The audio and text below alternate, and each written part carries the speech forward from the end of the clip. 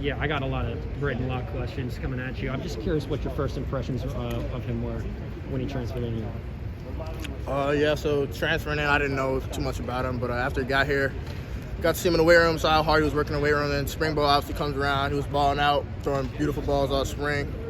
That carried on into camp. As his confidence grew with the offense, he even got a little bit better. So it was good to see him and see how he grew and adapted into the offense. What do you think are some of the biggest differences? Obviously, there's the experience, but between him and Tanner, what are some of the biggest differences skill set wise?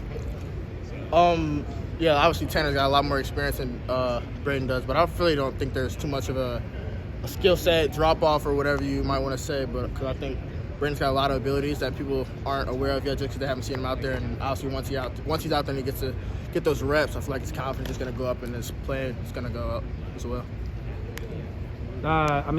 So do you think that the heavy rotation we saw this offseason with the wide receivers, do you think that is beneficial not only for him but for you guys too, just kind of building that chemistry with him? Right, yeah, I feel like it's definitely beneficial for us all because obviously we have a ton of receivers that are in the game, or a lot of 6 different receivers that are going to be in the game. So obviously it's hard to get all those reps if you're not rotating in with the different quarterbacks. So the way we rotate in practice, it's good for us because we get to catch balls from Tanner, we get to catch balls from Braedyn, Nick, all those guys in the quarterback, Miles, Cole, everybody in the room. So I feel like it's good for us. You know, a lot of your teammates talk about his swagger and his moxie. I'm curious if you have an example of that. You talking about Braedyn? Yeah.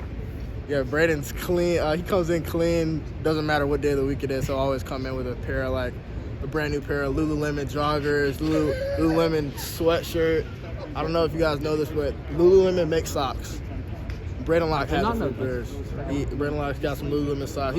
He's always on the newest stuff. He always looks fresh. So definitely a part about him that I think he takes very seriously. Does it have an NIL deal with Lulu? The way it looks, I think that's got to be what it is. He won't tell us the secret how he gets all this Lulu, but it's got to be something. Does he look good in it though? Oh yeah, he rocks it confidently, for sure.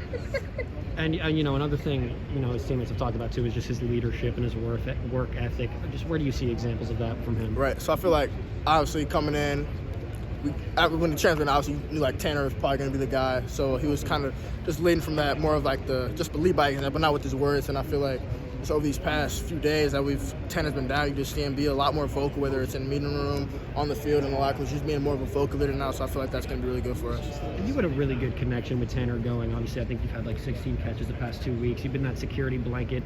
Do you envision that kind of staying the same with Braedyn Locke under center?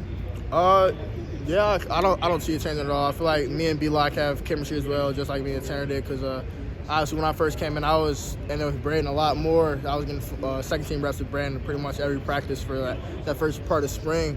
So I feel like that really helped us out. So Braedyn's got a good feel for where I'm going to break things off, when I'm going to set guys up certain ways. We got some extra work in that practice, so he has a better feel for what I'm going to do and when I'm going to do it. So I feel like it's going to be good for us. Yeah, that was like at least half of the spring that you were working with. Yeah, like for the whole first half, I was with Braedyn.